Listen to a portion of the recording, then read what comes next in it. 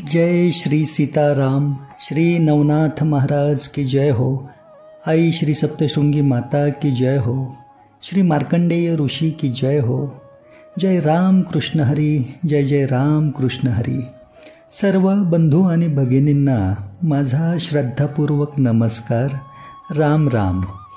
आजच्या प्रवचनाला सुरुवात करण्यापूर्वी या प्रवचनातून मला स्वतःला काय फायदा होईल आणि तुम्हाला काय फायदा होईल हेच मी सर्वात प्रथम सांगतो, जेणेकरून पुढे संपूर्ण प्रवचन ऐकायला थांबायचे की नाही याबाबत तुमचीही मानसिकता तुम्हाला तसा योग्य तो कौल देईल।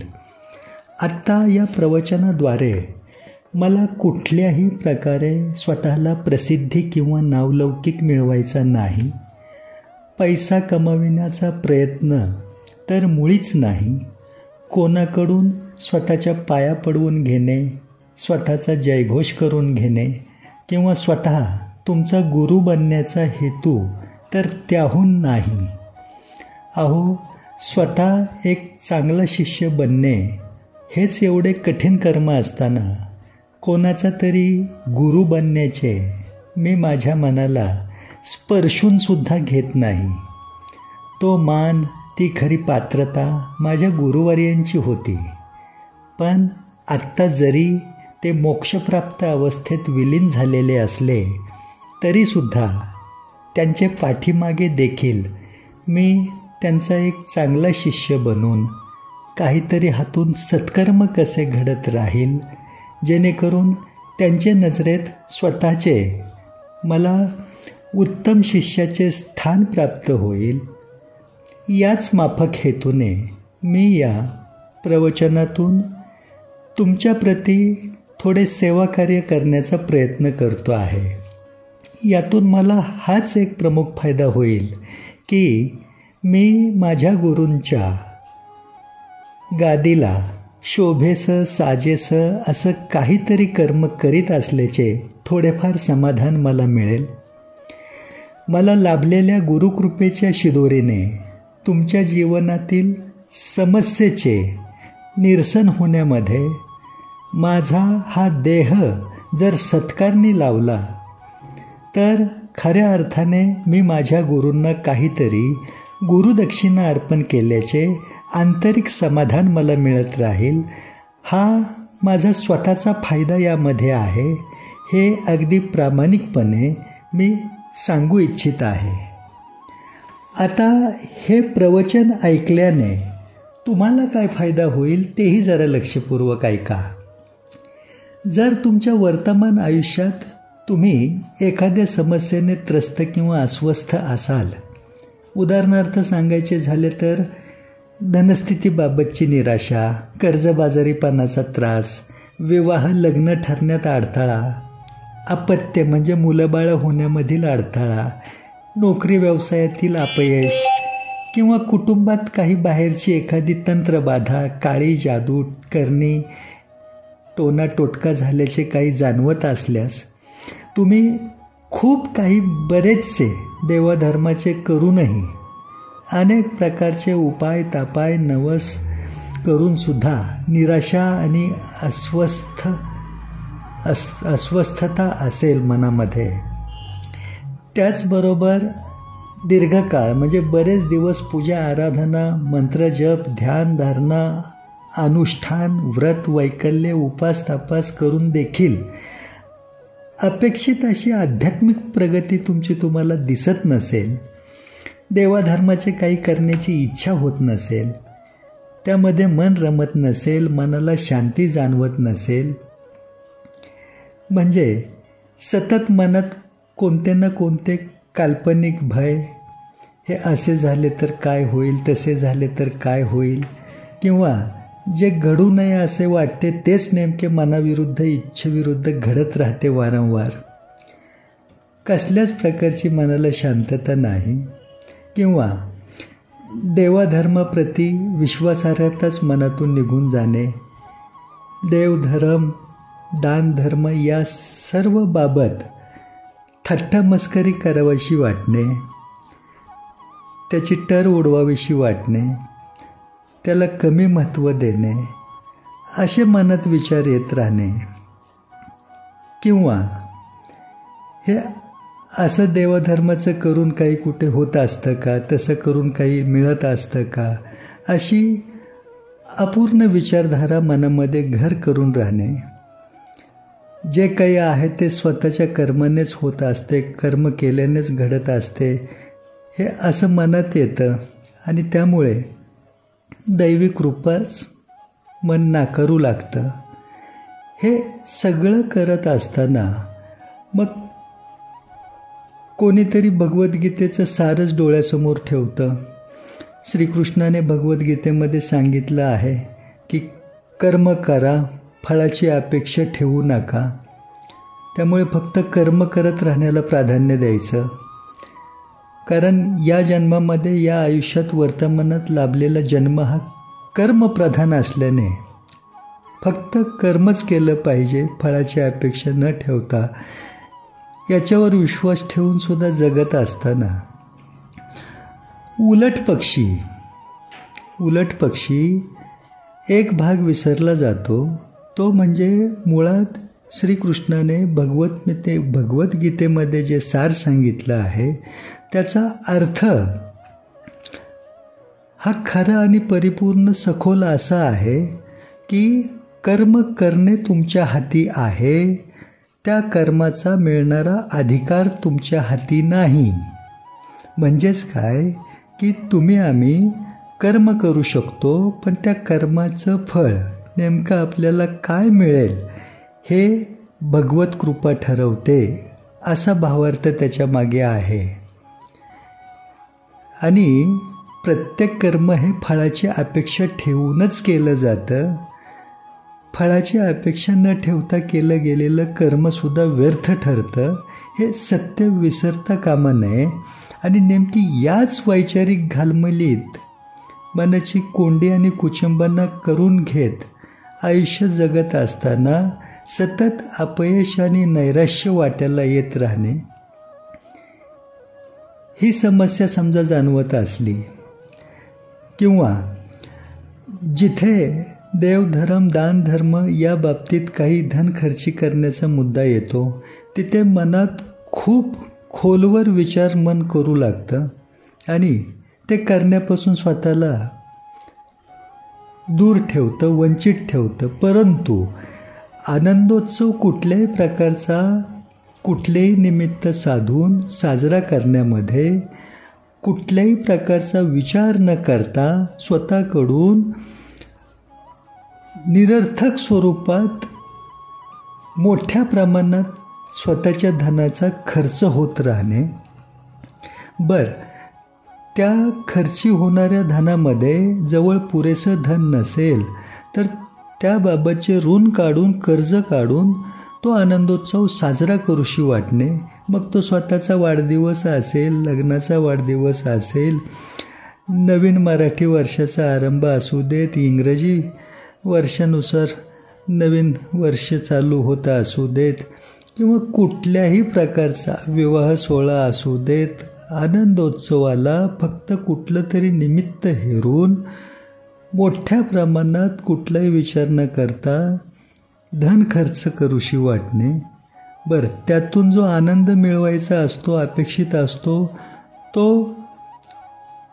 पूर्ण समाधान न देणारा समोर येतो. त्याला तो आनंदोत्सव साजरा करते वेळीच काहीतरी गालबोट लागतं दुःखाचं, किंवा जरी तो आनंदोत्सव साजरा झाला यशस्वीरित्या तरी त्यातूनच पुढे दीर्घकाळ त्रास देणारं काहीतरी दुःख प्रकट होतं. हे सगळं जर असं आयुष्यामध्ये घडत असेल की नाही, तर त्या सर्व प्रकारच्या प्राक्तनाच्या दूषित पार्श्वभूमीमध्ये नेमकं आपल्याकडून काय करायचं राहत आहे, आपण नेमकं काय केलं पाहिजे, याची तर वाट तुम्हाला या प्रवचनातून सापडणार आहेच आहे. पण एरवी मनामध्ये तुलनात्मक नजरेतून जे काही मनात सूर तुमचे प्रकट होत असतात की नाही, की आता अमुक एखादा व्यक्ती काही देवधर्माचं करत नाही तरीसुद्धा त्याच्याकडे वैभव संपन्नता धान्य सगळं भरभरून धनाढ्य स्थितीचा आस्वाद घेताना तो दिसतो आहे. मग देवधर्म करणं कितपत गरजेचं आहे? प्रश्न असा आहे की कोण कुठल्या प्रकारचे देवधर्माची काही कर्म करतात किंवा त्यांनी काय केलेलं असतं हे सगळं तुम्हाला दिसत नाही, समजलं नाही म्हणजे त्यांनी केलं नाही असं होत नाही. पण तरीसुद्धा अवतीभोवतीच्या थोड्या दूषित पार्श्वभूमीचं अनुकरण करून अंधश्रद्धेपोटी तुम्ही नको त्या गोष्टी ज्या केल्या गेल्या नाही पाहिजेत त्यासुद्धा तुम्ही कुठलाही विचार न करता करत राहण्याला प्राधान्य देता, स्वतःची फरफट करून घेता आणि निराशा अपयश पुन्हा कुरवळत बसता. असं जेव्हा जाणवत असतं की नाही तुम्हाला आयुष्यामध्ये, तेव्हा तुम्ही नेमके कुठे कमी पडत आहात आणि तुम्हाला अपेक्षित असलेल्या इच्छापूर्तीसाठी ध्येयपूर्तीसाठी तुम्ही काय करणे गरजेचे आहे खऱ्या अर्थाने याबाबतचे आत्तापर्यंत तुम्हाला ठाऊक नसलेले मोठे रहस्य सविस्तर स्वरूपात या प्रवचनातून ऐकायला मिळेल आणि तुम्हाला हवा असलेला आनंद कसा प्राप्त करून घ्यायचा तोही यशस्वीरित्या याची अचूक व गरजेची वाट तुम्हाला सापडेल. हा तुमचा फायदा होईल हे मी अगदी श्री नवनाथ महाराज आणि आई श्री सप्तशृंगी मातेच्या साक्षीने सांगतो आहे. कारण सध्याच्या कलियुगामध्ये या भूतलावर या धरतीवर आपल्या सर्वांप्रमाणेच ते सुद्धा येथेच वास्तव्याला आहेत. श्री नवनाथ महाराज अदृश्य स्वरूपात येथेच भ्रमंती करून लोककल्याण अखंडित करीत आहेत आणि श्री सप्तशृंगी माता तर राहिलाच सप्तशृंगगडावर आहे नाशिकमध्ये आपल्या महाराष्ट्र राज्यात. बाकीच्या बहुतांशी देवीदेवता म्हणजे चिरंजीवी दैवत सोडली तर बाकी सर्व देवीदेवता या ब्रह्मांडात आकाशामध्ये त्यांच्या लोकामध्ये वास्तव्य करतात. त्यामुळेच सप्तशृंगी देवीचा कृपा चमत्कार लवकर अनुभवायस येतो हे सत्य आहे. असो, या प्रवचनातून मला स्वतःला काय फायदा होणार आहे आणि त्याचबरोबर तुम्हाला काय व कसा फायदा होणार आहे हे मी प्रवचन सुरू करण्यापूर्वीच स्पष्ट केलेले आहे. आता कोणाकडून काहीही मोफत विनामोबदला घ्यावयाचे नसते हा सृष्टीचक्राचा सिद्धांत गुरुकृपेने मी उत्तम प्रकारे जाणतो आहे. अगदी आपल्याला जिवंत राहण्यासाठी लागणारा प्राणवायूसुद्धा सृष्टीतील हवेमधून आपण जेव्हा श्वसनाद्वारे शोषून घेतो की नाही तेव्हा त्याच्या मोबदल्यात आपल्यालाही लगेच आपल्या शरीरातील श्वास पुन्हा बाहेर सृष्टीला अर्पण करावा लागतो. हे मी जाणून आहे. त्यामुळे आत्ता या प्रवचनाचे समयी मी तुमचा वेळ जरी घेत असलो तरी तो मोफत न घेता त्याच्या मोबदल्यात मला माझ्या गुरुकृपेने लाभलेले तुमचे संपूर्ण हित साधून देणारे रहस्यमयी सार सांगणार आहे. यामध्ये अतिशयोक्ती ठरणार नाही एवढे मी आवर्जून सांगू इच्छितो आहे.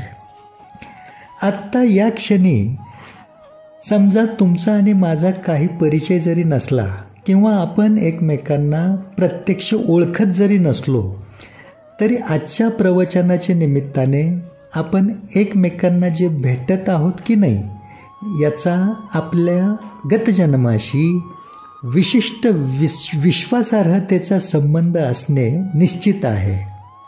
कारण तुमच्याशी माझा स्वतःचा परिचय नसताना देखील तुमचे कल्याण सर्वांगीण स्तरावर व्हावे अशी सद्भावना माझ्या मनात येणे आणि गुरुकृपेने मला लाभलेल्या शिदोरीच्या साह्याने माझ्या हातून हे सत्कर्म घटित होत असताना तुमच्या आयुष्यातील या वळणावर तुम्ही आत्ता माझ्या समोर असणे, अप्रत्यक्षपणे येणे, आपण एकमेकांसोबतच वर्तमान जीवनात या पृथ्वीवरचे, धर्तीवरचे रहिवासी बनणे, यांमधून आपली एकमेकांसोबत आपल्या मागील जन्मांची नाळ जोडलेली असल्याचे प्रकर्षाने सिद्ध होत आहे. त्यामुळे मी तुमच्या ओळखीचा किंवा परिचयाचा आहे वा नाही हा मुद्दा येथे अगदीच गौण स्वरूपाचा आहे. असो, पुढे आता संपूर्ण प्रवचन आपापल्या आवश्यकतेनुसार लक्षपूर्वक ऐका आणि स्वतःचे हित साधून घेण्याचा, नीट ऐका, स्वतःचे हित साधून घेण्याचा मनापासून प्रयत्न करा, एवढेच सांगून पुढे प्रवचनाला आरंभ करतोय.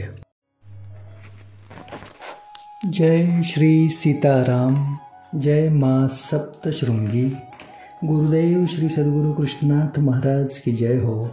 साष्टांग दंडवत, सादर प्रणाम. राम राम. आजचे हे प्रवचन तुमच्या आमच्या प्रत्येकाच्या कुलदैवताला समर्पित आहे. आपापल्या कुलदैवताचे या क्षणी मानसपूजेतून मनातले मनात स्मरण करून प्रत्येकाने आजच्या प्रवचनातील हा भाग, तुम्हाला आत्तापर्यंत ठाऊक नसलेली यातील काही महत्त्वपूर्ण रहस्य लक्षपूर्वकपणे संपूर्ण ऐकावी आणि लक्षात ठेवून त्याचे सार आपल्या जीवनामध्ये प्रत्येकाने संलग्न करण्याच्या प्रयत्नात राहावे. आत्ता हे तुमच्याच प्रत्येकाचे फायद्याचे असलेले रहस्यमयी सार संपूर्ण ऐकण्यासाठी तुमचा जेवढा वेळ तुम्ही देणार आहात, हाच वेळ तुमच्या पुढील संपूर्ण उर्वरित आयुष्याचा कालखंड आनंद प्राप्तीच्या व्याप्तीने भरलेला ठरण्याच्या दृष्टीने कामी येईल, यात तीळ मात्र शंका नाही. कुलदैवत म्हणजे काय हे प्रथम नीट समजून घ्या. तुमच्या कुळाचा उद्धार करण्याची अनुमती आणि जबाबदारी ज्या दैवताकडे आहे ते दैवत म्हणजे तुमचे प्रत्येकाचे कुलदैवत.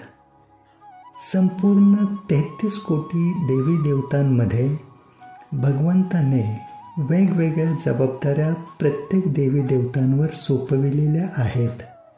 उदाहरण म्हणून सांगायचे झाले तर सूर्यदेव संपूर्ण सृष्टीला दिवसाचे प्रहरात प्रकाशमान ठेवून ऊर्जा, चैतन्य पुरवण्याची जबाबदारी पार पाडतात.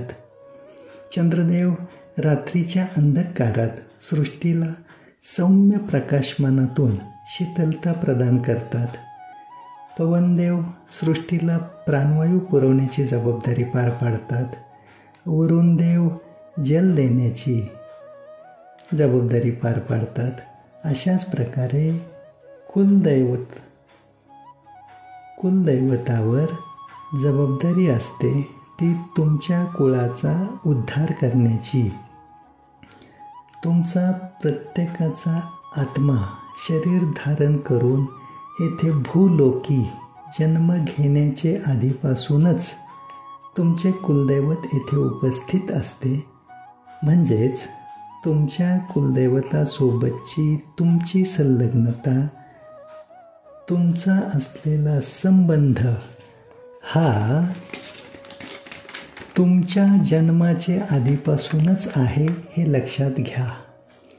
ज्या गावामध्ये तुमचा जन्म होतो तेथील असणारे ग्रामदैवत म्हणजे तेथील सर्व गावकरी मिळून ज्या दैवताचा उत्सव साजरा करत असतात ते दैवत आणि तुमचे असणारे कुलदैवत हे दोन्ही एकच असतात असे प्रत्येकाचे बाबतीत लागू होतेच असे नाही. तुमच्या बाबतीत ग्रामदैवत आणि कुलदैवत हे दोन्ही वेगवेगळे सुद्धा असू शकतात. तुमच्या वडिलोपार्जित भक्ती परंपरेतून सातत्याने पिढीजात तुमच्या कुळामध्ये तुमच्यापर्यंत अचूक कुलदैवत आपोआप पोचले जात असते. त्यामुळे दैवता आणि कुलदैवत यातील फरक लक्षात घेणे गरजेचे ठरते. कुलदैवता व्यतिरिक्त असणाऱ्या इतर देवी देवता ही तुमची श्रद्धास्थाने कोणतीही असू शकतात, परंतु ते तुमच्या कुलदैवताचे स्थान घेऊ शकत नाहीत. त्यामुळे कुलदैवत सोडून तुम्ही या भूतलावरची 68 तीर्थ, 4 धाम, सर्व बाकीची तीर्थक्षेत्रीची यात्रा जरी केली तरी ती निष्फळ ठरते. हे मनावर कोरून ठेवा सर्वजण. तुमचे श्रद्धास्थान म्हणून तुम्ही कोठेही अन्य देवी देवतांशी संलग्न होऊन त्यांची मनोभावे रात्रंदिवस तुम्ही कितीही पूजा, आराधना, साधना, अनुष्ठान, मंत्रजप काहीही केले तरी ते तुम्हाला तुमच्या कुलदैवताला त्यांचे चरणी अर्पण करावे लागते मानसपूजेतून. आणि मग तुमचे कुलदैवतच ते सर्व काही संबंधित असणाऱ्या इष्टदेवतापर्यंत पोहोचविण्याची जबाबदारी पार पाडत असते. म्हणजे कुलदैवताशिवाय दुसरीकडे तुम्ही तुमची श्रद्धा थेट स्वतःच पोचवू शकत नाही हे तुमच्या लक्षात आले असेलच. उलटपक्षी बाकीचे काहीही तुमच्या हातून हो ना हो, पण कुलदैवत सदैव तुम्ही प्रसन्न ठेवणे आणि प्रसन्न ठेवण्यासाठी प्रयत्न केलेत तरी तुमच्या जीवनात तुम्ही आनंदाची अनुभूती भरभरून घेत राहाल यात शंकाच नाही काही. कुलदैवत हे तुमच्या आमच्यासाठीच अतिमहत्त्वाचे आणि अत्यावश्यक आहे असे नाही. आपले बजरंगबली, हनुमान, एकमेव रामदूत असणारे चिरंजीवी दैवत त्यांचे कुलदैवताशिवाय पान हलत नाही. कसे ते लक्षपूर्वक ऐका. उदाहरण म्हणून थोडे संक्षिप्त स्वरूपातच सांगतो, कारण रामायणातील दृष्टांत सविस्तर सांगायला वेळ वाढेल आणि महत्त्वाचा आपल्याला कुलदेवीचे महात्म्याशी निगडीत बाजूला वेळ कमी पडेल म्हणून. असो, रावणाने सीतामातेला कपटनीतीद्वारे पळवून नेल्याच्या नंतर सीतामातेचा शोध घेण्याच्या प्रवासात मध्ये ज्यावेळी मोठा जलाशय समुद्र आडवा आला तेव्हा संबंधित सर्वांमध्ये मोठे प्रश्नचिन्ह निर्माण होऊन बसले. त्यावेळी सुग्रीव महाराजांनी बजरंगबलींना म्हणजे हनुमानजींना सुचवले की तुमच्याकडे उड्डाणविद्या जन्मताच आहे, त्यामुळे तुम्ही हवेत उड्डाण करून या वाटेतील हा समुद्र सहजपणे ओलांडून जाऊ शकता. मग त्याप्रमाणे हनुमानजींनी हवेत उड्डाण करण्याचा प्रयत्न करण्यास सुरुवात केली, पण काही केले हवेत उड्डाण करण्यात त्यांना यशच येईना. त्यावेळी तेथे त्यांच्यासोबत असलेले सर्वजण आश्चर्यचकित झाले. स्वतः बजरंगबलीसुद्धा चिंताग्रस्त झाले. त्यांना त्यांचे नेमके काय आणि कुठे चुकते आहे हेच समजेना. तेव्हा जांबुवंत महाराज त्यांच्याजवळ गेले आणि त्यांनी बजरंगबलींना विचारले की तुम्ही श्री गणेशाचे स्मरण केले का? हनुमानजींनी हो केले म्हणून सांगितले. मग विचारले मातापित्याचे स्मरण केले का? तर हनुमान म्हणाले केले आहे. पुढे जांबुवंतांनी विचारले कुलदैवताचे स्मरण तुम्ही केले आहे का? तेव्हा मात्र हनुमानजींचा चेहरा ओशाळला. त्यांनी हात जोडून जांबुवंतांची माफी मागितली आणि म्हणाले माझ्याकडून तेच नेमके मी विसरलो होतो. त्यापुढे मग बजरंगबलींनी त्यांचे कुलदैवत असणाऱ्या वरुण देवांचे स्मरण करून हवेत उड्डाण करण्याचा जेव्हा प्रयत्न केला तेव्हाच ते सहजपणे हवेतून उड्डाण करून वाटेतील तो समुद्राचा अडथळा पार करून तो समुद्र ओलांडून जाण्यामध्ये यशस्वी होऊ शकले. सांगण्याचे तात्पर्य काय, जर बजरंगबली सुद्धा कुलदैवताशिवाय यशस्वी होऊ शकत नसतील तर तुम्ही आम्ही तर कोणीच नाही. त्यामुळे तुमचे श्रद्धास्थान म्हणून अन्य इष्टदैवत कोणतेही असले तरी कुलदैवतच अतिमहत्त्वाचे आहे हे ध्यानात ठेवूनच आयुष्य जगणे गरजेचे आहे. ही बाब प्रत्येकाने विचारात घेतली पाहिजे. आता तुम्ही म्हणाल, दादा जर फक्त आपले कुलदैवतच अतिमहत्त्वाचे आहे म्हणून तुम्ही सांगत आहात, मग आपण बाकीचे देवी देवतांचे जे काही करतो त्याचा उपयोगच होत नाही का? मनातील या शंकेचे निरसन म्हणून इतकेच स्मरणात ठेवायचे की श्रद्धापूर्ण भक्तिभावाने अन्य सर्व आपल्याला प्रिय असलेल्या देवी देवतांचे सर्व काही करा, पण ते आपल्या कुलदैवताचे चरणी समर्पण भावातून अर्पण करा. तरच ते संबंधित इष्टदैवतापर्यंत पोचेल आणि त्यांचे सुद्धा आशीर्वाद, विशिष्ट कृपा तुम्हाला लाभत राहील आणि ती कृपा, तो आशीर्वादसुद्धा तुम्हाला तुमच्या कुलदैवतामार्फतच तुमच्यापर्यंत सहजपणे पोहोचेल. मात्र अट एकच आहे, ती म्हणजे सर्वप्रथम तुम्ही तुमच्या कुलदैवताला प्रसन्न ठेवण्यासाठी प्रयत्नशील राहणे गरजेचे आहे.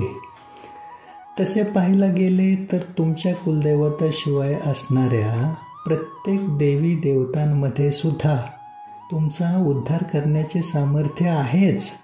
कमकुवत कोणीच नाही, परंतु ती अनुमती आणि जबाबदारी केवळ तुमच्या कुलदैवताकडेच भगवंताने दिलेली आहे, सोपविलेली आहे. याचा केव्हाच विसर पडू द्यायचा नाही.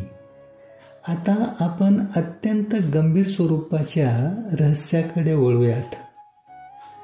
मला भेटणाऱ्या बहुतांशी व्यक्तींचा सूर मला असा निदर्शनास येत असतो की त्यांचे म्हणणे असते, दादा आम्ही आमच्या कुलदैवताचे खूप काही करतो.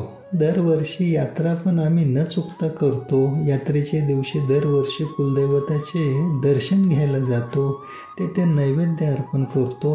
पण तरीसुद्धा आम्हाला अनेक प्रकारच्या अडचणी, समस्या, अपयश, दुःख, कष्ट सारखे चालूच आहेत दादा. त्यामुळे मग मनात येत राहते की कुलदैवताचे एवढे करूनसुद्धा काही उपयोग का होत नाही. असे निराशावादी सूर जेव्हा लोकांचे तोंडून मी ऐकतो तेव्हा 95% लोक सरासरी आपल्या कुलदेवीला कळत नकळतपणे कमी महत्त्व देत असल्याचे किंवा विसरल्याचे प्रकर्षाने सिद्ध झाल्याचे जाणवते. त्यामुळे या प्रवचनातील इथून पुढचा शब्दांशब्द लक्षात ठेवण्याच्या हेतूने जर तुम्ही ऐकलात आणि त्यानुसार केले तर तुमच्या भाग्याचा उदय म्हणजे तुमचा भाग्योदय आतापासूनच झाला असे मानण्यात काही गैर ठरणार नाही. प्रत्येकाच्या आयुष्यातील सर्व प्रकारच्या आनंद प्राप्तीचे एकमेव सर्वात मोठे रहस्य म्हणजे कुलदेवीची प्रसन्न कृपादृष्टी हेच आहे. केवळ आपल्या कुलदैवतालाच प्रसन्न ठेवल्याने पूर्णता लाभत नाही, तर पूर्णता येते ती आपल्या कुलदेवीला प्रसन्न ठेवल्याने. कारण कुलदेवी म्हणजेच शक्ती आहे आणि शक्तीशिवाय स्वतः शिवसुद्धा अपूर्ण आहेत. शिवमध्ये इकार म्हणजे शक्ती आहे. इकार म्हणजे ती ईची मात्रा जर नसेल तेथे तर शिवसुद्धा शव म्हणजेच प्रेत ठरतात. यावरून शक्तीशिवाय पूर्णत्वच नाही हे तुमच्या लक्षात आले आहे. संपूर्ण सृष्टीचक्र हा जगत संसार सर्व काही शक्तीमार्फतच क्रियाशील आहे, सातत्याने. कारण ही सृष्टी उत्पत्ती होण्याआधी प्राकट्य झाले ते आदिशक्तीचेच. हा उगम प्रत्येकाने केव्हाच विसरता कामा नये. आणि प्रत्येकाची कुलदेवी ही आदिशक्तीचेच अंशात्मक स्वरूप आहे हे प्रत्येकाने आपापल्या मनावर कोरूनच ठेवले पाहिजे. आणि प्रत्येकासाठी सर्व प्रकारच्या आनंद प्राप्तीसाठी तेच अतिगरजेचे आहे. आता प्रत्येकाची कुलदेवी ही आदिशक्तीचे अंशात्मक स्वरूप कसे ते नीट समजून घ्या. ज्यावेळी आदिशक्तीचे प्राकट्य झाले त्यावेळी तिने तेथे उपस्थित असलेल्या ब्रह्मदेव, विष्णुदेव आणि महेशदेव म्हणजेच महादेव या तिघांना शक्ती अंश विभागून प्रदान केला. तो अशा प्रकारे की ब्रह्मदेवांना श्री महासरस्वती, विष्णुदेवांना श्री महालक्ष्मी आणि महेशदेवांना श्री महाकाली असे तिघांनाही शक्ती अंशाने पूर्णत्व बहाल केले. पुढे याच तिन्ही शक्तींच्या स्त्रोतामधून अंशात्मक स्वरूपात अन्य देवी रूपांची उत्पत्ती होत गेली व त्या देवी रूपातीलच कोणी एक देवी कोणाची न कोणाची कुलदेवी बनलेली आहे. अगदी सोप्या आणि सुटसुटीत शब्दात तुम्हाला याची फोड करून सांगितली. आता याच आदिशक्तीचे निर्गुण निराकार असे सर्वव्याप्त स्वरूप म्हणजे दुर्गा माता, जिचे प्राकट्य नवदुर्गा स्वरूपात 9 रूपातले आहे हे तुम्ही जाणता आहातच. या ब्रह्मांडामध्ये दुर्गा माता जेथे राहते तिचे ते लोक म्हणजे मणिद्वीप. जसे शिवबाबांचे शिवलोक, विष्णुदेवांचे विष्णुलोक म्हणजे वैकुंठ लोक, गणपती बाप्पांचे गणेश लोक, तसे दुर्गा मातेचे लोक म्हणजे मणिद्वीप हे आहे. परंतु आपल्या सर्वांसोबतच या भूलोकामध्ये याच धर्तीवर राहत असलेले आदिशक्तीचे सगुण साकार स्वरूप म्हणजे आपली श्री सप्तशृंगी देवी आहे. आणि ही सप्तशृंगी माता आपल्यासोबतच या भूतलावर राहते. कोठे तर सप्तशृंगगडावर नाशिकमधील वणी येथे आपल्या महाराष्ट्र राज्यात. तेथे मातेचे जे शक्तिपीठ आहे ते स्वयंभू स्वरूपात आणि 18 हातांच्या प्रचंड रूपात 8 फूट उंचीच्या अस्तित्वात आहे.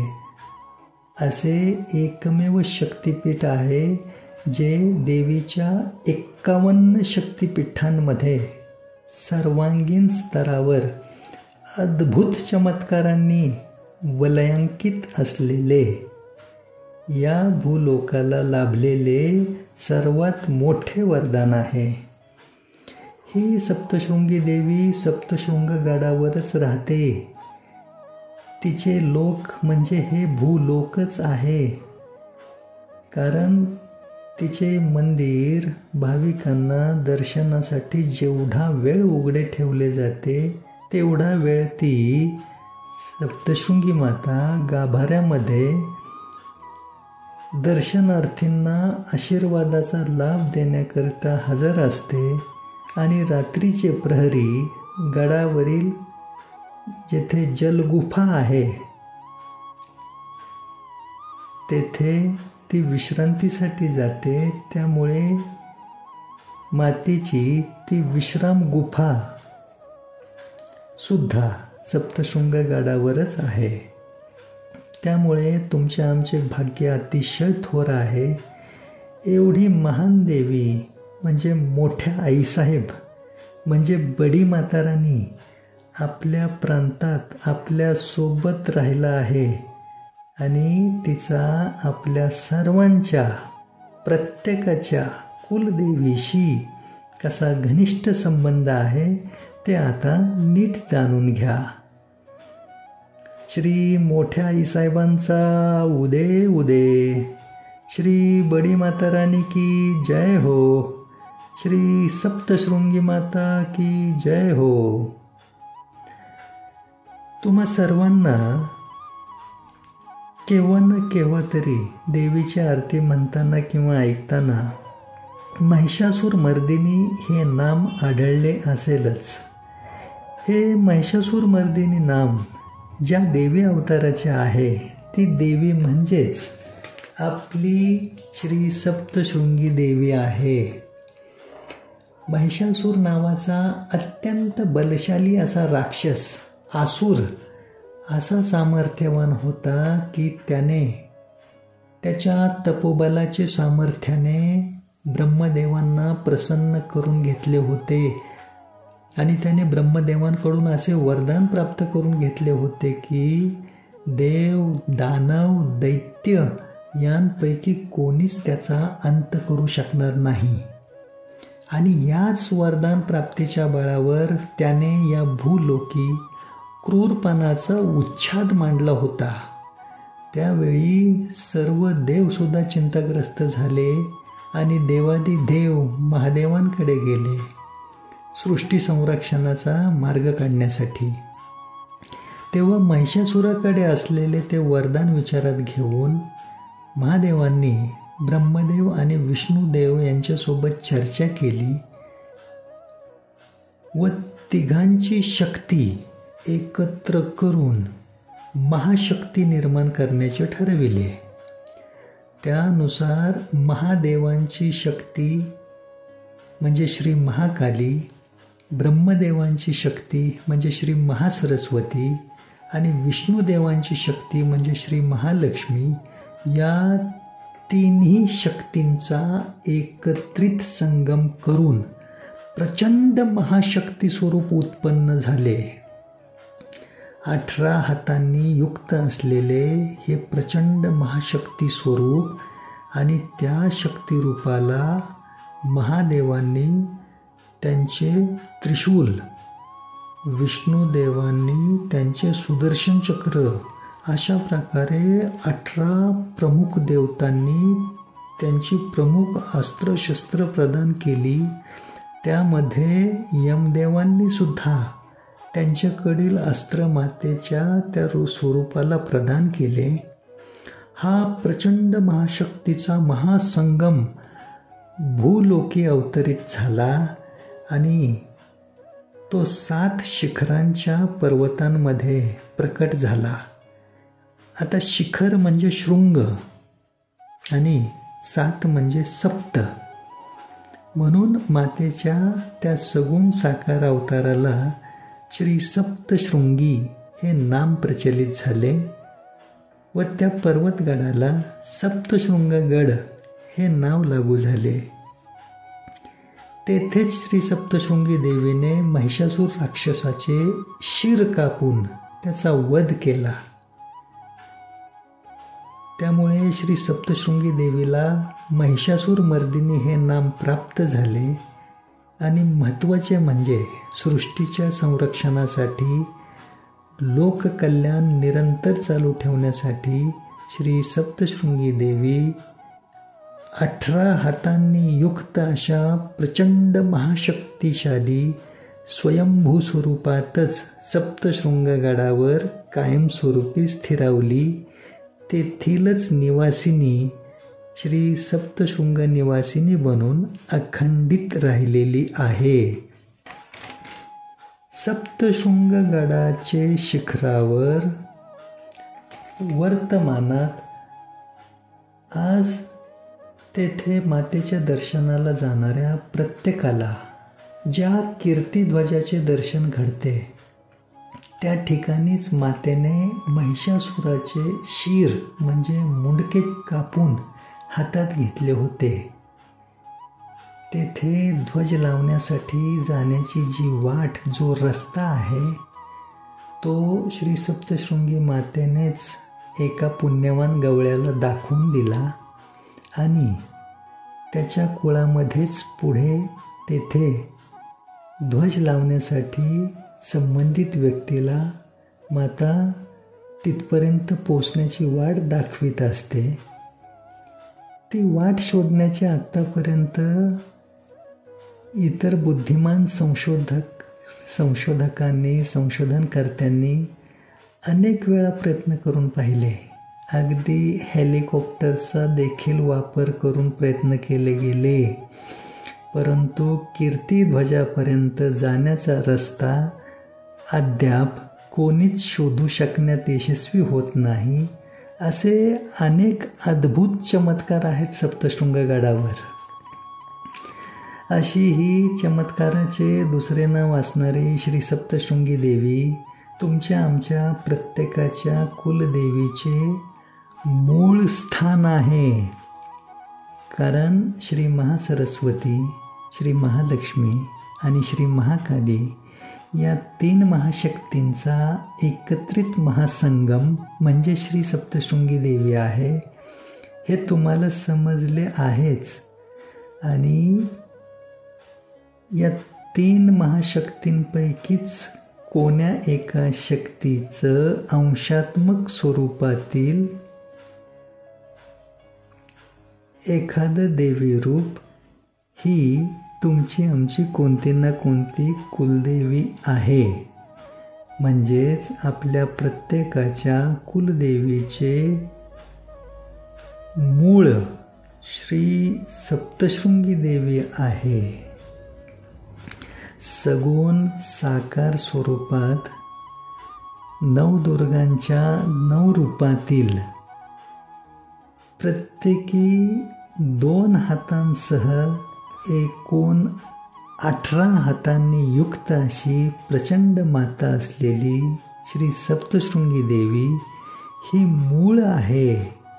आणि त्या मुळाशी संबंधितच पुढे वरील झाडाचे बुंदका, खोड, फांद्या, पाने, फुले, फळे असा अनेक देवी रूपांचा अंशात्मक भाग या भूतलावर सर्व व्याप्त झालेला आहे. त्यामुळे प्रत्येकाने आपापल्या कुलदेवीला प्रसन्न ठेवण्यासाठी आपल्या कुलदेवीचे मूळ स्थान असणाऱ्या श्री सप्तशृंगी देवीला शरणागत होऊन संलग्न होणे हे अत्यंत गरजेचेच आहे. ज्या प्रकारे एखाद्या झाडाला किंवा रोपाला टवटवीत बहारदार ठेवण्यासाठी नियमितपणे त्याला त्याच्या मुळाशी पाणी घालावे लागते, केवळ त्याचे पानांवर, फांद्यांवर पाणी शिंपडत राहिल्याने पूर्ण हेतू साध्य होत नाही. हे तुम्हा प्रत्येकाला समजण्या इतपत तुम्ही सर्वजण सुज्ञ आहात. त्यामुळे आपल्या कुलदेवीची अखंड प्रसन्न कृपादृष्टी लाभत राहण्याकरता आपण आपल्या प्रत्येकाच्या कुलदेवीचे मूळ स्थान असलेल्या श्री सप्तशृंगी देवीची सेवा म्हणून काही ना काहीतरी करीत राहणे गरजेचे आहे. अशा प्रकारे आपल्या प्रत्येकाच्या चालू वर्तमानातील जन्माचा अविभाज्य घटक असलेल्या श्री सप्तशृंगी देवीचा महिमा सांगणारी अनेक रहस्य श्री सप्तशृंगी चालिसा पठन करताना, वाचताना किंवा ऐकताना आपल्याला समजतात. पण त्याचबरोबर आपली कुलदेवी आपल्यावर विशेष प्रसन्न कृपादृष्टीसुद्धा ठेवते. त्यामुळे श्री सप्तशृंगी चालिसा प्रत्येकाने नियमित वाचली पाहिजे आणि त्यासोबत श्री रामनाम चालिसासुद्धा वाचली पाहिजे. कारण रामनामाशी आदिशक्तीचा घनिष्ठ संबंध आहे. आदिशक्तीच्या ललाटी म्हणजे कपाळावर राम नाम लिहिलेले आहे. आणि विशेष म्हणजे या दोन्ही चालिसा दररोज वाचण्यासाठी केवळ 10 मिनिटांचा वेळ द्यावा लागतो, जास्त नाही. श्री नवनाथ महाराजांची कुलदेवी असलेली श्री सप्तशृंगी देवी तुम्हांपैकी कोणाची कुलदेवी असेल तर मात्र तुम्ही विशेष भाग्यवान आहात बरं का. मी श्री शहाजी ढेंगळे नावाचा व्यक्ती आता या प्रवचनातून श्री सप्तशृंगी मातेचे रहस्य जरी सांगत असलो तरी माझी स्वतःची कुलदेवी श्री लक्ष्मी आई आहे हे मी आवर्जून येथे सांगू इच्छित आहे. कारण मी स्वतः माझ्या कुलदेवीचे मूळ असलेल्या श्री सप्तशृंगी देवीची थोडीफार सेवा हातून घडत राहण्याच्या प्रयत्नात असल्यानेच माझी कुलदेवी श्री लक्ष्मी आईने कृपा केली आणि माझ्या हातून श्री रामनाम चालिसा ही रामनामाची चालिसा लिहिली गेली. त्याचबरोबर श्री सप्तशृंगी चालिसा ही श्री सप्तशृंगी मातेची चालिसासुद्धा लिहिली गेली काही वर्षांपूर्वी. या दोन्ही चालिसांची रचना माझ्या हातून झाली आहे हे मी स्वतःच्या मोठेपणाबाबत सांगू इच्छित नाही, तर आपण आपल्या कुलदेवीच्या मुळाशी संलग्न झाल्यानेच मी अनेकांचे विशेष मार्गदर्शन करण्यासाठी कृपापात्र ठरलो. अखंडितपणे लोककल्याणार्थ काहीतरी सत्कर्म करीत राहण्याचे सौभाग्य मला लाभले. श्री नवनाथ महाराजांचे आशीर्वाद, गुरुदेव श्री सद्गुरू कृष्णात महाराज गुरूंची कृपा तर आहेच,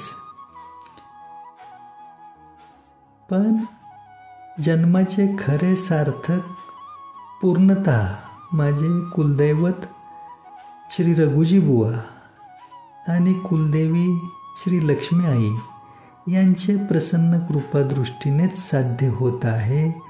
हे प्रामुख्याने स्वतःचेच उदाहरण देऊन मी तुम्हाला सांगू इच्छित आहे अगदी मनापासून. प्रत्येकाला दैवी कृपा सहजतेने लाभत राहावी अशी सदिच्छा मनामध्ये बाळगून मी सातत्याने सेवाकार्य करतोच आहे. परंतु प्रत्येकाला जाऊन भेटणे किंवा प्रत्येकासाठी वेळ देऊन त्यांना भेटायला बोलावणे यालासुद्धा एक विशिष्ट मर्यादा आहे. त्यामुळे श्री सप्तशृंगी चालिसा आणि श्री रामनाम चालिसा या दोन्ही चालिसांची पुस्तके प्रसाद रूपाने प्रत्येकाला घरोघरी पोचविणे, मंदिरांमध्ये वाटप करण्याचा प्रयत्न करीत राहणे,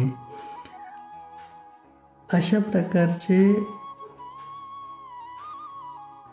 सेवाकार्य मी माझे इतर सहकारी गेली काही वर्षांपासून सातत्याने करीत आहोत. पण हे सामूहिक स्तरावरील मोठे सेवाकार्य आहे. कारण आज आपल्या भारत देशाची लोकसंख्या 140 करोड इतकी असून त्यामध्ये हिंदू सनातनी वर्ग जवळजवळ 80 करोड लोकसंख्येचा आहे, असे शासकीय सर्वेक्षणाचे वास्तव आहे. त्यामुळे हाती घेतलेले हे सेवाकार्य काही दिवसांपुरते मर्यादित स्वरूपात राहणारे नसून हे अखंडित चालणारे आहे. त्यामुळे सध्याच्या जन्मातील आयुष्यभर जरी हे करीत राहण्याचा प्रयत्न केला तर हे पूर्ण होणे अशक्यप्राय आहे. त्यामुळे पुढे सुद्धा हे चालूच राहावे आणि दैवी कृपेने अनेकांचे कल्याण नव्हे तर परम कल्याण होत राहावे सातत्याने, असा विशेष प्रयत्न आहे या सेवा कार्यामधून. श्री सप्तशृंगी चालिसा आणि श्री रामनाम चालिसा प्रत्येकासाठी आपापल्या कुलदैवताची विशेष कृपा प्राप्त करून घेण्याचा अतिशय सोपा मार्ग या सेवा कार्यातून आम्ही उपलब्ध करून दिलेला आहे, देत आहोत. आतापर्यंत लाखो लोकांपर्यंत या दोन्ही चालिसांची पुस्तके प्रसाद रूपाने पोचविण्यात गेल्या काही वर्षांपासून यश लाभत आहे. त्याचे काही पुरावे तसेच दोन्ही चालिसांची गायनबद्ध रूपात प्रदर्शित झालेली गीते, गाणी आणि प्रत्येकाला अत्यावश्यक असणाऱ्या ज्ञानाच्या इतर प्रवचनांचे व्हिडिओ, हे सर्व काही तुम्हाला यूट्यूब, गुगलच्या माध्यमातून पाहता येईल. त्याकरिता यूट्यूबवर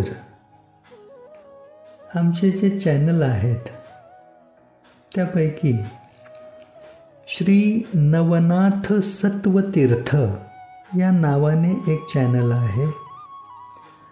राम नाम महिमा सेवा मंडळ या नावाने दुसरे चॅनल आहे. भक्ती TV 9 या नावाने तिसरे चॅनल आहे. शहाजी ढेंगळे चालिसा रचनाकार या नावाने नवीन चॅनल सुरू केलेले आहे. त्यासोबतच राम नाम महिमा सेवा मंडळ नावाने फेसबुक पेज व इंस्टाग्रामवर सुद्धा तुम्ही पाहिल्याच्या नंतर तुम्हाला एकंदरीत सर्व अंदाज येऊ शकेल. या सेवा कार्याद्वारे श्री रामनाम चालिसा व श्री सप्तशृंगी चालिसा ही दोन्ही पुस्तके छापण्याकरिता प्रिंटिंगचा खर्च, पोस्टल सर्व्हिसचा, कुरिअर सर्व्हिसचा खर्च, म्हणजे पोस्टाने कुरिअरने दूरवर वितरण करण्यासाठी लागणारा खर्च, विविध मंदिरांमधून भक्तगणांमध्ये वाटप करताना यात्रा खर्च, प्रवास खर्च इत्यादी अशा अनेक प्रकारच्या खर्चाकरिता सातत्याने आम्हाला आर्थिक स्तरावर पाठबळाची आवश्यकता भासते.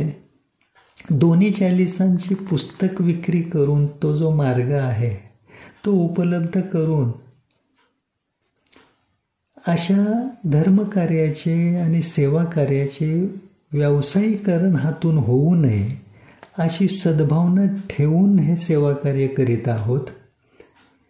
त्यामुळे या प्रवचनाच्या माध्यमातून मी आपणास नम्र विनंती करू इच्छितो आहे की आपणही आपापल्या कुलदेवीच्या सेवेचा एक भाग समजून आपापल्या आर्थिक क्षमतेनुसार आपणास जेवढे शक्य होईल त्या प्रमाणात तुम्ही आता स्क्रीनवर पाहत असलेल्या बँक खात्यावर अवश्य आर्थिक सहकार्य पाठवण्याचा प्रयत्न करावा. आपल्या स्वतःसोबत इतरांचेही कल्याण व्हावे अशा सद्भावनेतून जी काही धनाची रक्कम तुम्ही या खात्यावर पाठवू शकाल त्याने तुम्हालाही विशेष दैवी कृपा लाभेल हे निश्चित आहे. हे सेवा कार्य अखंडित करीत राहण्यामागे वैयक्तिक कीर्ती, ख्याती, प्रसिद्धी मिळवण्याचा हेतू बिलकुल नाही किंवा अशा प्रकारे व्यवसाय किंवा अर्थार्जन करणे हे छुपे उद्दिष्ट त्याहून नाही. कारण अशा मलिन सरणीच्या विचाराने जर मी हे सेवा कार्य करण्याचे मनात ठरवून बसलो असतो तर श्री सप्तशृंगी मातेने या सेवा कार्याचा उगम असलेल्या श्री रामनाम चालिसा आणि श्री सप्तशृंगी चालिसा या दोन्ही चालिसा ज्या कधी काळी या भूतलावर अस्तित्वातच नव्हत्या, त्या दोन्ही रचना माझ्या हातून करवून घेतल्याच नसत्या.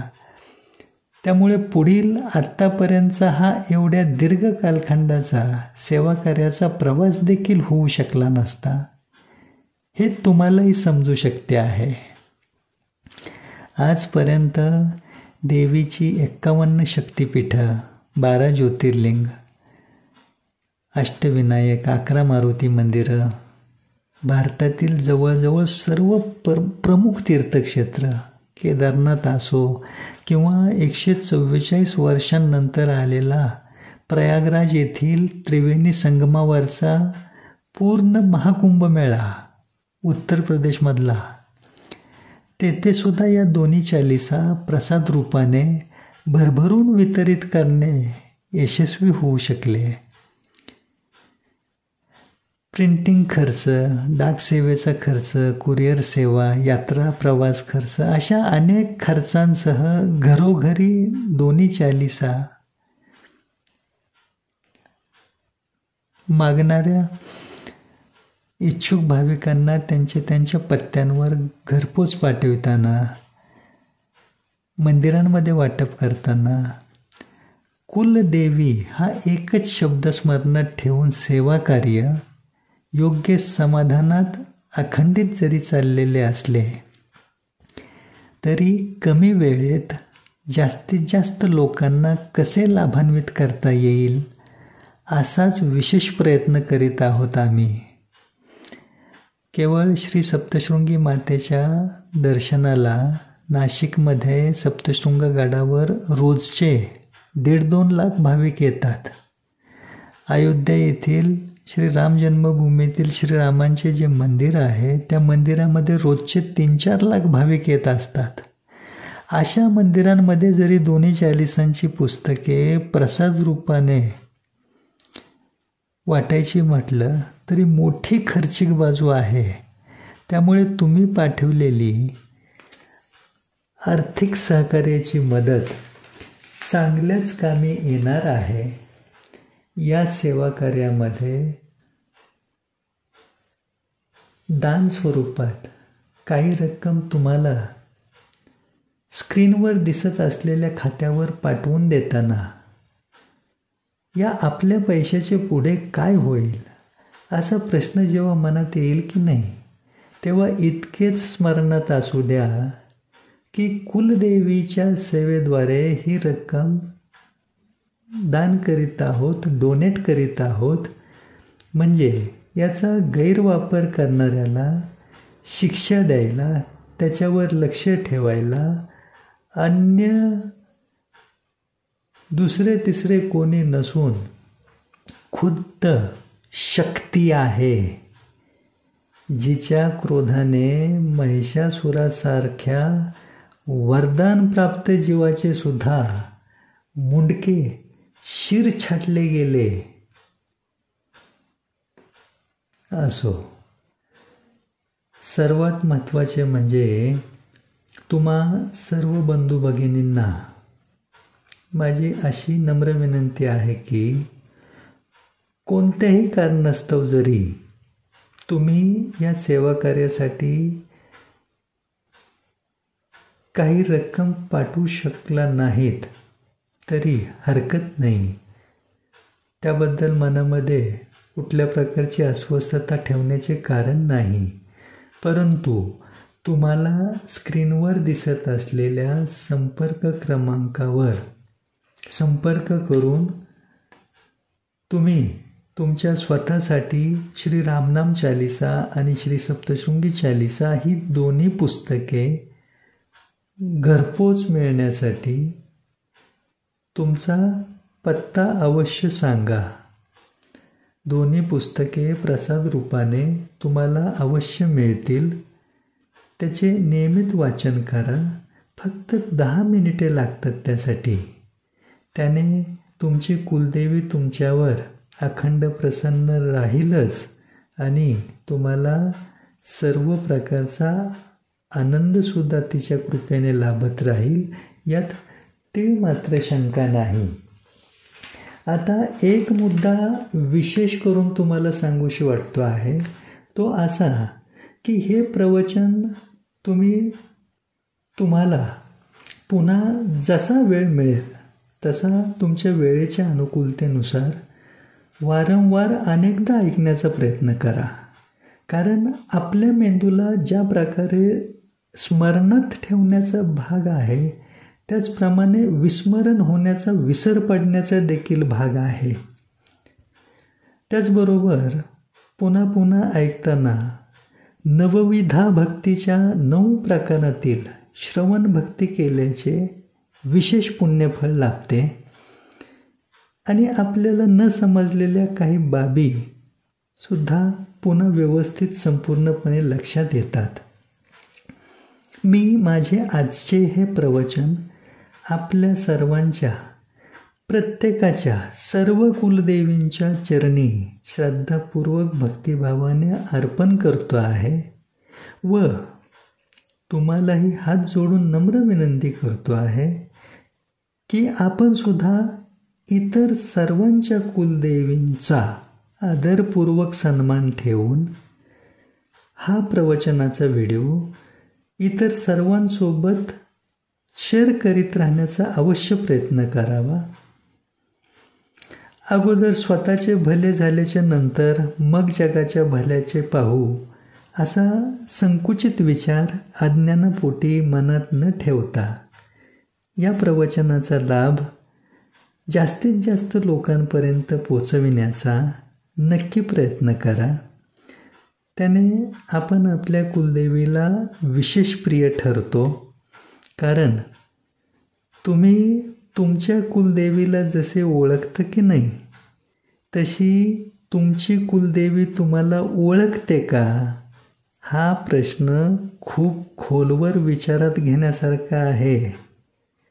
त्यामुळे तुमच्या कुलदेवीने तुम्हाला ओळखण्या इतपत तिच्यासोबत घनिष्ठ ओळख वाढवण्यासाठी प्रत्येकानेच विशेष असे कर्म करीत राहणे गरजेचे आहे. हे तुम्हाला समजेल अशा सोप्या सरळ भाषा शैलीतील आजचे प्रवचन जर खरोखरीच लाभदायक व गरजेचे वाटले असेल तर या व्हिडिओला लाईक आणि शेअर करा, चॅनलला सबस्क्राईब करा व आपल्या कुलदेवी प्रित्यर्थ सेवाभाव म्हणून या सेवा कार्याच्या वाटचालीमध्ये स्क्रीनवर दिसत असलेल्या बँक खात्यावर आपापल्या आर्थिक क्षमतेनुसार जमेल तेवढी रक्कम आर्थिक सहकार्य म्हणून, मदत म्हणून, दान म्हणून, डोनेट स्वरूपात अवश्य पाठवण्याचा प्रयत्न करा. शुभम भवतु. जय श्री सीताराम. श्री मोठ्या आईसाहेबांचा उदे उदे. श्री बडी माता रानी की जय हो. श्री सप्तशृंगी माता की जय हो. जय माँ सप्तशृंगी.